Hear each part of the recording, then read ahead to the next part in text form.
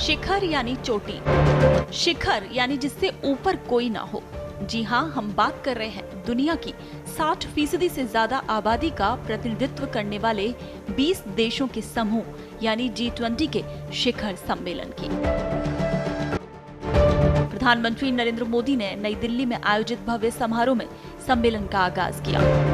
PM ने कहा कि 2500 साल पहले भारत की भूमि ने पूरे विश्व को ये संदेश दिया था कि मानवता का कल्याण और सुख सदैव सुनिश्चित किया जाए। इस संदेश को याद कर G20 की शुरुआत करें। ये वो समय है जब सालों पुरानी चुनौतियां हमसे नए समाधान मांग रही हैं। आइए आपको सुनाते हैं क्या कहा पीएम मोदी ने अपने संबोधन में। प्राकृत भाषा में लिखा है, हेवम लोकसा हित मुखेति अथ इयम नातिसु हेवम, अर्थात मानवता का कल्याण और सुख सदैव सुनिश्चित किया जाए। 2500 साल पहले भारत की भूमि ने यह संदेश पूरे विश्व को दिया था। आइए इस संदेश को याद कर इस G20 समिट का हम आरंभ करें। देश की राजधानी दिल्ली में G20 शिखर सम्मेलन में आए सभी अतिथियों का प्रधानमंत्री मोदी ने प्रगति मैदान के भारत मंडपम में स्वागत किया।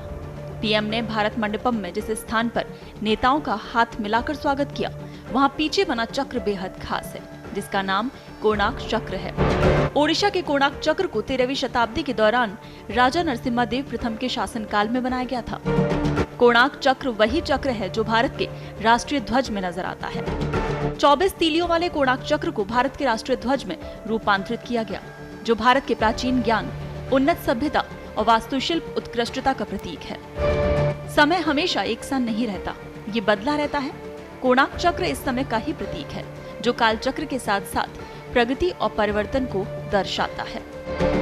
इससे पहले 2022 में बाली शिखर सम्मेलन में पीएम नरेंद्र मोदी को G20 की अध्यक्षता के लिए हथौड़ा सौंपा गया था। उस समय पीएम मोदी ने कहा था, कोविड के बाद के दौर में नई व्यवस्था बनाने की जिम्मेदारी हमारे कंधों पर है। मैं आपको आश्वस्त करना चाहता हूं कि G20 की भारत की अध्यक्षता समावेशी, महत्वाकांक्षी, निर्णायक और सक्रियता भरी होगी। एक साथ मिलकर हम G20 को वैश्विक परिवर्तन का उत्प्रेरक बनाएंगे। अध्यक्षता सौंपे जाने के बाद से ही भारत तुरंत इसकी तैयारियों में लग गया। आइए अब आपको बताते हैं कि G20 क्या है। G20 यानी ग्रुप ऑफ 20 देशों का एक समूह है। ये 20 देश साल में एक बार एक सम्मेलन के लिए इकट्ठा होते हैं और दुनिया भर के आर्थिक मुद्दों के साथ साथ जलवायु परिवर्तन, सतत विकास, स्वास्थ्य, कृषि, ऊर्जा, भ्रष्टाचार, विरोध और पर्यावरण जैसे मुद्दों पर चर्चा करते हैं। जो देश इस सम्मेलन की अध्यक्षता करता है, उसका प्रमुख काम किसी विषय विशेष के प्रति सभी देशों के बीच आम सहमति बनाना होता है। G20 में 19 देश Bharat, Argentina, Australia, Brazil, Canada, चीन, France, Germany, Indonesia, Italy, Japan, Korea गणराज्य, मैक्सिको, रूस, सऊदी अरब, दक्षिण अफ्रीका, तुर्की, यूनाइटेड किंगडम और संयुक्त राज्य अमेरिका और यूरोपीय संघ शामिल हैं। हर साल अध्यक्ष देश कुछ देशों और संगठनों को मेहमान के तौर पर भी आमंत्रित करता है।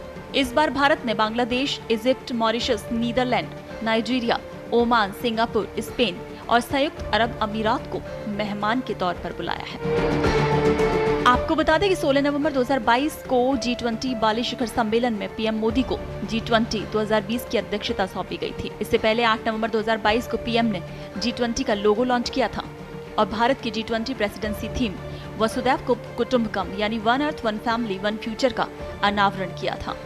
G20 के लोगो को भारत के राष्ट्रीय ध्वज के रंगों में डिजाइन किया गया है, जो हमारे पृथ्वी समर्थक दृष्टिकोण और चुनौतियों के बीच विकास का प्रतीक है। G20 सम्मेलन के जरिए भारत को इस विभाजित दुनिया में अग्रणी भूमिका निभानी है। वैश्विक स्तर पर दक्षिण एशिया का अगुवाई देश भारत ही है। ऐसे दौर में जब आज पूरी दुनिया में भारत के नाम का डंका बज रहा है, सिर्फ भारत को ही नहीं बल्कि पूरी दुनिया को भी भारत की जरूरत है। भारत को मौका मिला है कि वो प्रमुख वैश्विक मुद्दों पर आम सहमति बनाने, सामूहिक कार्रवाई के लिए जोर डालने की अगुवाई करे और साथ ही विकासशील देशों के एजेंडों का चैंपियन बनकर उभरे।